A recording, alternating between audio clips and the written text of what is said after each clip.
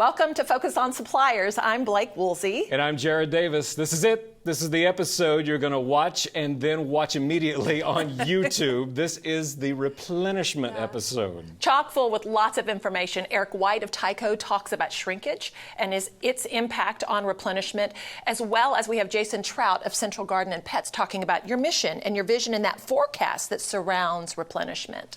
A lot of suppliers have this monster haunting them at night. Phantom inventory.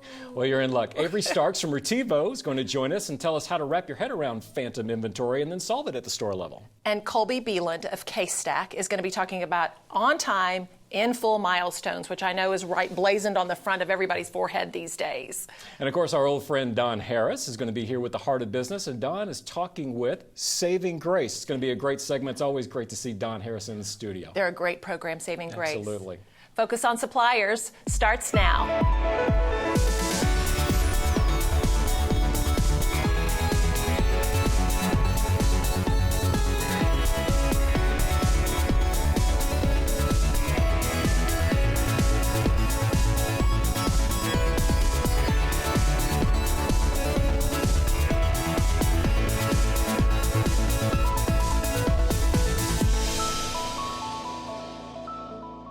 Focus on Suppliers, brought to you by 8th and Walton, where suppliers learn fast and grow, and sponsored in part by Saatchi and Saatchi X, CaseStack, Excel Displays and Packaging, Mitchell Communications Group, and other outstanding companies.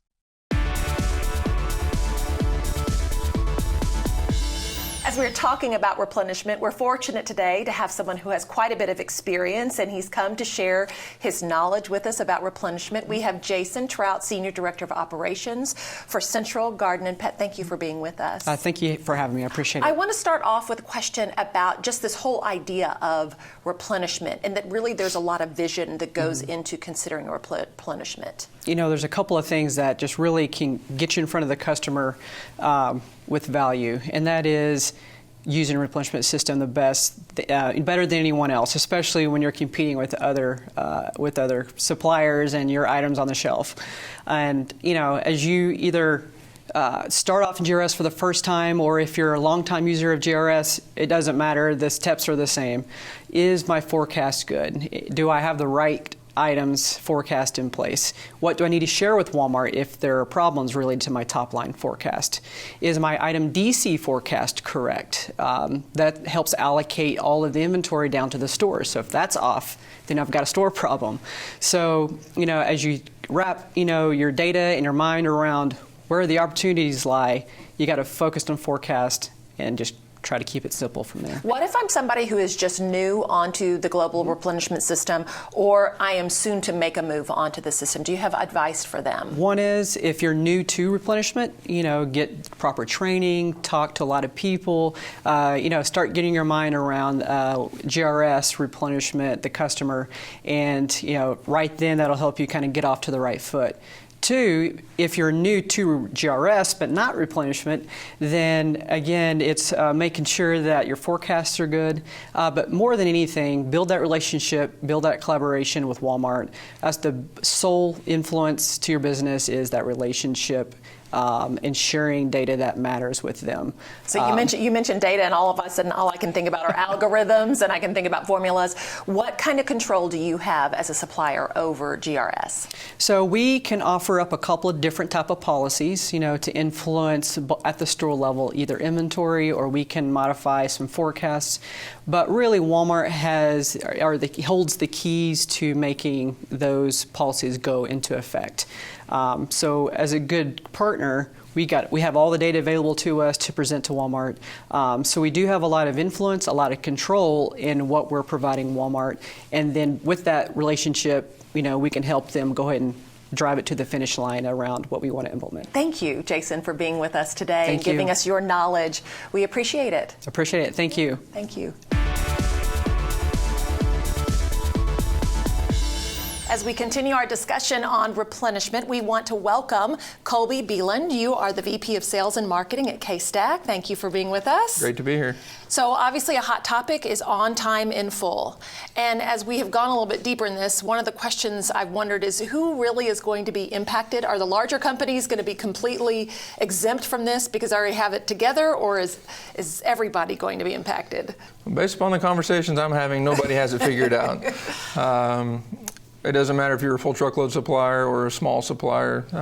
Everybody is still trying to understand what OTIF is, how it impacts their organization, and how they can achieve Walmart's goals of the OTIF initiative. So as you say, the conversations that you're having, what are some of the themes that you're hearing and the questions that are being asked of you where there's like, consistently, I'm hearing this? Consistently is, when do I get fined and what is the fine? So to clear that up, Walmart set a baseline for OTIF. Whatever your OTIF was measured January of 17, that will be your baseline for the next fiscal year. And then they want you to improve upon that by 10%. So that being said, penalties and fines with OTIF will go into effect in August of 2017. Suppliers will likely see their first invoice in September.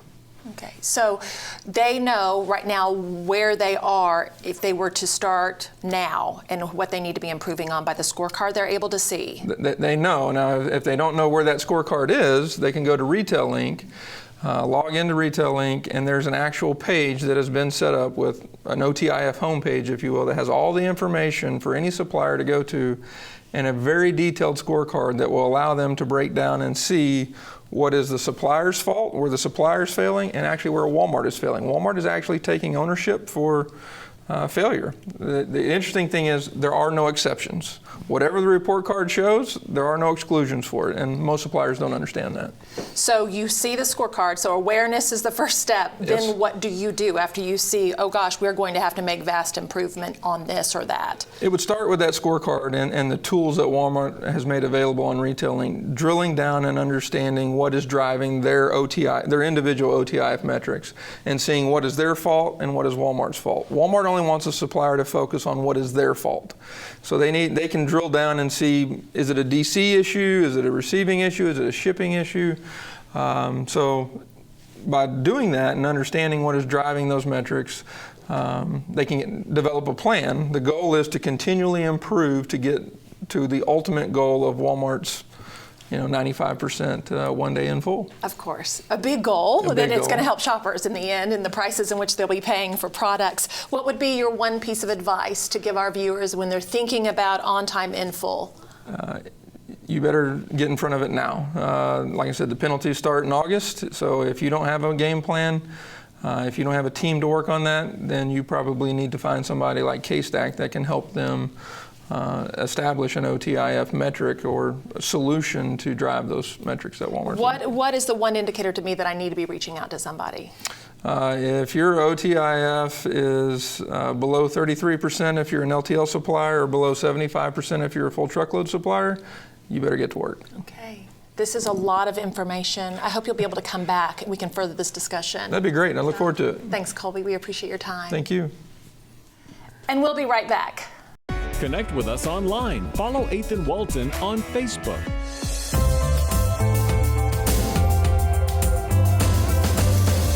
There's no question that omnichannel is driving the future of retail. Today, 70% of all purchases are influenced by digital, and that number is only growing. With supercomputers in our homes and our pockets to inform purchases, how are brands and retailers using this change in behavior to drive growth? First, they understand the store is the ideal place to introduce new products, build awareness and trust, and engage in a little brand theater. Then, they use outlets like online ordering, drive-through pickup, and home delivery to encourage loyalty and repeat purchase. Why? Because omnichannel is all about creating an effortless path to purchase.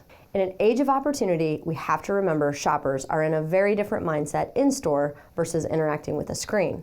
The good news is we are well on our way to unlocking the full potential of omnichannel.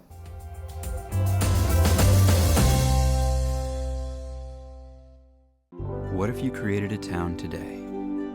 What would that town stand for? What matters and what would stand out? And where would you find this new town? Bentonville, Arkansas. Visit Bentonville a new American town.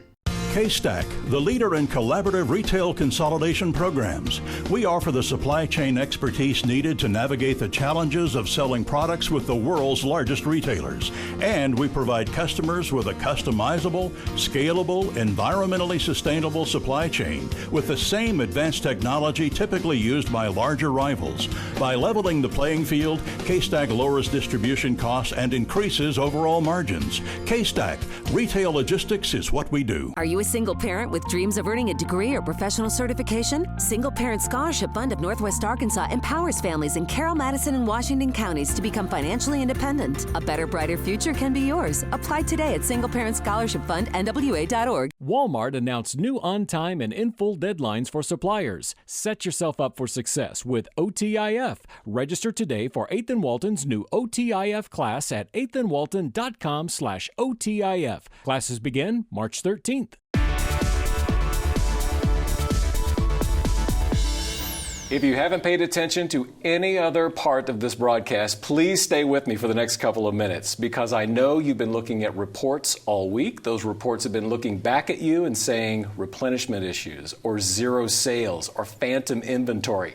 Avery Starks is joining me now from Retevo, and he works with suppliers every week to not only resolve these issues, but bring long-term solutions. Avery, I'm glad you're here. Thank you for joining us. Hey, thanks for having me. Let's jump right into it with retail merchandising. Now, why is retail merchandising so important to solving these issues for the suppliers? Retail merchandising is very important because they actually help the stores and assist them in keeping the shelf stocked. Without the product on the shelf, then nobody wins. That's where the magic happens. As you're working with suppliers, what are the biggest issues that you see in replenishment and at the store level? And then where's that big win once they get that resolved? I guess let's face it. I mean, it's once been said that the only time the inventory is correct in the store is on grand opening day and when the thing burns to the ground. So if you think of it in that terms, there's lots of opportunities. But with replenishment is the key driver to the POS system, and that's what actually orders the product. So if the inventory levels are off just a little bit, then it delays or prevents new orders from coming into the store, which also means that presents another problem. So that's why replenishment is such a key focus in today's landscape. Other companies have really struggled with closing that gap. And I know Retevo has put a fresh pair of eyes on this. So tell us about the new way that Retevo brings this to the table and really gets with the supplier to solve this issue.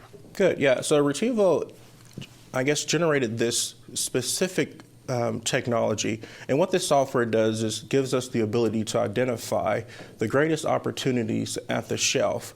And not only that, the probability of the resolution. So, I mean, simply stating, if I had $100 to spend, where do I spend my $100 the smartest and the most efficient to get the biggest impact? That's simply what their technology does for us. I know you've been able to successfully partner with suppliers for some projects, but what is the advantage of bringing Retevo on for that long-term coverage? The biggest advantage would be we are able to do a more strategic plan, and that allows us to ensure that we don't miss a beat, that the opportunities at the shelf are fixed on an ongoing basis, and of course that means continual growth. All right, Avery Starks, I appreciate you being here with us. Thank you so much. Thank you. As we continue our discussion about replenishment today, we want to turn our focus on shrinkage and what sort of impact shrinkage can have on replenishment. And we brought an expert in, Eric White, who's with Tyco. Thank you for joining us again. Thank you for having me back. Of course. Define shrinkage. I think that's where we need to start off in our conversation. Yes, you can look at shrinkage in three different ways, really. There's an administrative aspect to it, which is how you account for the product. And then there's the physical loss of the product. And that in retail is generally due to internal theft or external theft. So what can you do in each of those areas as a supplier? Like, ooh, I want more control so I don't have that shrinkage. Right. So especially focused on the administrative side of it, inventory accuracy is what's critical. And it's critical not just for shrink reduction, but for sales improvement, right? So inventory distortion and the control of distortion of your inventory, whether it's net positive or negative, is important to a supplier.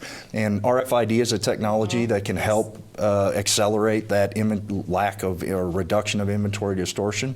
On the physical loss side of the equation, suppliers can look at packaging protocol and messaging to the customer, security component messaging, and you can put a tag inside of the product or inside of the packaging, and the alarm that's already existing in the store will go off at the door. And with Walmart's more at the door philosophy, now there's more people there, which is a deterrent. And in the end, you're trying to put speed bumps in front of that might deter somebody from making that choice. Just give them an opportunity to make a different choice. Are there categories that are more vulnerable than others? Yeah, in big box retail, it's almost generally always color cosmetics, over-the-counter, OTC, electronics, and then any higher price point item or highly sought-after item is a likely target of I would imagine something small. Yeah, something that's easily concealed is always more difficult to protect and also easier for bad guys to do what they do. So when I walk into a store and I see a well-stocked shelf, how does that impact shrinkage? Yeah, so a well-stocked shelf impacts shrinkage in two ways. One is on the administrative side, you're probably accurate. A clean, fresh store, friendly store will be a symptom of, right, a well-run store. And so you've probably got a good operation inside of that building. So on one hand, there's probably a very good operational aspect and component to the store. On the other hand, from the deviant behavior side, the psychology of someone who wants to do something not normal, like steal, is that they see an environment that's less chaotic and they're less comfortable operating in that environment. So it's more likely you'll notice if I take a product off from a clean, well-stocked shelf than it is if I take one off a messy shelf that you can't tell what belongs where. I'm more comfortable in a chaotic environment than I am in a clean, sterile environment if I'm trying to do something wrong. So shrinkage affecting in-stock, out-of-stock, what can suppliers be thinking about from that angle? So in-stock, out-of-stock, and inventory accuracy is kind of the key, right? So the must-arrive-by-date program will drive product to the store at a more predictable time frame and should, in the end, drive operational improvements that you see more of those full shelves and the lack of missed sales because of out of stocks. So suppliers should be thinking about 95% of their time thinking about how do I take care of the customer, how do I merchandise to the customer and cause them to go from browsing to buying, and 5% of their time just pause and think about it from a deviant perspective, meaning what can I do to prevent someone from taking this item or help them make a better decision than stealing the product. Thank you very much for being with us. You gave us good information for our suppliers to think about and learn from. That 5% is important to be mindful of. We appreciate your time. Yeah, thank you. And we'll be right back. Take your career to the next level with our accounting, invoicing, and deductions class. Hi, my name is Charles Redfield. I'm excited to talk to you today about the upcoming Trends in Technology Conference sponsored by the Walton College of Business. This year we've got a very different conference, but I think you'll also find it very engaging and very dynamic. We've got subjects like the future landscape of retailing, right? The next generation shopper, and also supply chain and that last minute delivery. And we've got some fantastic industry leaders to talk about those things to you. People like Jamie Iannone, President and CEO of SamsClub.com. Linda Dillman, who's a retired Chief Information Officer from QVC, and also Mark Wallace, who's a Senior Vice President of Global Engineering and Sustainability from UPS. All right, so we've got a pure e-commerce player, an e-commerce and brick and mortar player, and also supply chain, which makes the whole entire thing work. So you're not going to want to miss this conference. It's Wednesday, April 26th at the John Q. Hammond Center here in Rogers, Arkansas. You can use the URL link at the bottom of the screen to register, and we hope to see you there. Kaya weighed just 1 pound 1 ounce at birth. She was one of about 380,000 babies born prematurely in the U.S. Help the March of Dimes protect babies like Kaya who are born too soon or very sick. Sign up today at marchforbabies.org. Walmart announced new on-time and in-full deadlines for suppliers. Set yourself up for success with OTIF. Register today for 8th and Walton's new OTIF class at 8thandwalton.com/OTIF. Classes begin March 13th. So let's start with the good news. You still have plenty of time to get the new on-time in full guidelines down to a science. And here's the better news. My friend Ron Tiarks, who's EVP of Education here at 8th and Walton, is here to help. Great to see you again, Ron. Great to be here, Jarrod. So we're talking about the recent Walmart Suppliers Summit, and I know on-time in full was a big part of that. What does that mean for the supplier? Well, it means that Walmart has some new guidelines for on-time and in full, and they're kind of doubling down on trying to gain more efficiency in the supply chain, and that means more requirements for the supplier. And in the end, it's a more efficient supply chain, and it's better for the customer. The flow through the store onto the shelf, it improves on-shelf availability for the customer, and that's a win for everyone. Better sales, better turns, more efficient supply chain. Now, why is it so essential for the supplier to take these classes in a specific order? Yeah, the classes are built to set the stage for each one. So they kind of build a foundation, and you build that house as you go. So planning and forecasting is one of the most important steps, and it's pretty obvious why that's important. Replenishment 101 gives you the basics around replenishment, the inputs, etc. 201's a little bit more a deeper dive about root cause analysis and trying to do some troubleshooting. And then GRS is about the guts of the global replenishment system. So I'm a supplier. I've just come out of the Walmart Supplier Summit, and I've never taken an 8th and Walton class before. What do I need right away? What do I need to consider? Well, it depends on your skill set and your budget, your time, whatever those needs are. If you're trying to understand those things, we have various ways we can help you. You can go online and see what's available in the way of different locations and time, different dates. You can chat with us while you're online, and we can navigate things with you there. Or you can call us. And we have merchandise advisors and subject matter experts here at 8th and Walton that can help you understand what your needs may be based on the skill sets that you have. It's an exciting time. A lot of transition going on, and we're here to help the suppliers every step of the way.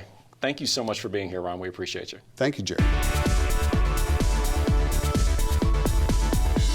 The worst part of replenishment, an empty shelf. And the worst empty shelf in the store, as far as I'm concerned, is the empty bookshelf, which is why I'm so glad Brenda Allison from ReaderLink is joining us again to let us know what needs to be on that store bookshelf. Great to see you again, Brenda. Thanks for having me. We never have an empty bookshelf No, at Walmart. Never at all. And I'm especially happy to see you today because you brought one of my favorite books of all time. Oh man, Dr. Seuss. Oh, about One your reading Fish. level? Yep. One fish, two fish. You know me too well. I know. Tell us about the book. You know it.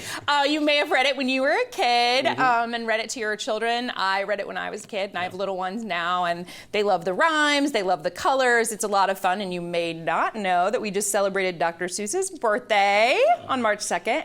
And to celebrate Dr. Seuss's birthday, there's a nationwide program called Read Across America that promotes reading and excitement about literacy, of reading with your children and having children read. And all throughout the month of March, Walmart will have displays of Dr. Seuss books in the store and up at the checkout, and the books are at a great price, and it's really exciting promotion. I love it how books really get this resurgence. They're a bestseller sometimes when they come out, and then they become a bestseller again, as the case with Dr. Seuss, but especially with the other book you brought today, The Shack. That's right. When books become movies, they become phenomenons. So The Shack was a great bestseller about 10 years ago, and now it's being made into a movie with Sam Worthington and Oscar winner Octavia Spencer. And it's a story about a man who loses his daughter and finds his faith. So a very moving story. Now we're talking about replenishment, so what have you replenished your personal bookshelf with this month? Yeah, that's a good way to ask it. So I just read The Rainbow Comes and Goes by CNN's Anderson Cooper. You may not know that his mother is Gloria Vanderbilt. She's getting on in years, and he realized there was a lot about her life he didn't know. So they wrote letters back and forth to each other about their lives. It's interesting. Brenda Allison, thank you so much for joining us again. Thanks for having me. Welcome to the Heart of Business in Northwest Arkansas. I'm your host, Don Harris, and we are really pleased to have Becky Shaffer with us today. You're the co-founder of Saving Grace right here in Rogers, Arkansas, doing sensational stuff with young ladies. And please, would you tell us your story? Sure. Thank you so much for having me here today. In 2008, my husband and I, Kent Shaffer, moved here from Oklahoma, and we started Saving Grace with the help of 11 other people, board members, that we didn't know at first. We brought together a great team and started this nonprofit, and it was sort of leaps of faith that which we did it on. And we had a burden for girls that were aging out of foster care.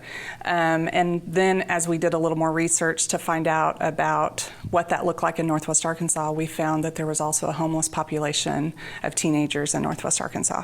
So basically, Saving Grace serves young women in Northwest Arkansas who are either aging out of foster care or homeless. And they need help with a lot of stuff. I mean, to really get, right. You want to transform lives, right? Yes. This is generational poverty that we're talking about. And so our program is set up in such a way, it's very unique. We bring them in, they're scared. This is something new for them. It's different than they've ever experienced. We have a beautiful facility that they live there for 2 years and do our program for 2 years, located in the old convent behind the old St. Mary's Hospital in Rogers. We currently serve up to 13 in that house. Our program is uniquely designed so that it breaks the cycle of poverty. So when they come in, we give them time to catch their breath, get some health and nutrition and counseling for them, but then we kind of hit the floor running. And we do that in several ways. One of those is that they're not allowed to be on any assistance from the government. So they have to cease if they've gotten food stamps or anything like that in the past. They can't do that while they're in our program. That's really scary because it's generational. So mom and grandma have all been on food stamps as well. Then we provide 3 mentors for them. So each girl is given 3 women in the community who are brave, gutsy women who choose to mentor for life. So those women come in and come alongside us within the program and help change these girls' lives. Well, that's just powerful. Yeah. You're truly setting women free, but you're giving them the kind of mentorship that they need to understand how they can really turn their life around. Absolutely, absolutely. How do you get support in the community? I think Deborah and I went to a luncheon last year, and it was very inspiring listening to the different stories of these girls that have just completely changed their life and their path in life. How do you get support? Do you have another luncheon coming up, I think? April the 20th, it's a Thursday, it's at John Q. Hammond's. Okay. Starts at 11:30. We are looking for sponsors for that, so if anybody's out there that would like to sponsor this event. Who are your big sponsors so far? We have 2 of our lead sponsors is Walmart and Coca-Cola. Oh, great. They're our gold sponsors, and we're just really excited about that and really grateful. This is an opportunity that we bring the community together and not just fundraise because it's our only fundraiser.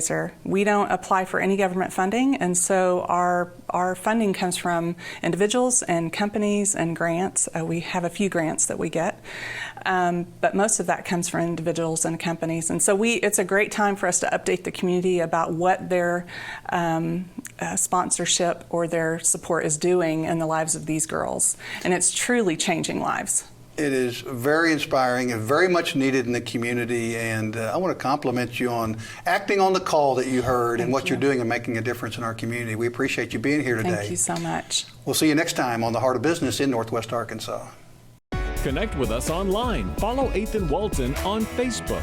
Are you a single parent with dreams of earning a degree or professional certification? Single Parent Scholarship Fund of Northwest Arkansas empowers families in Carroll, Madison, and Washington counties to become financially independent. A better, brighter future can be yours. Apply today at singleparentscholarshipfundnwa.org.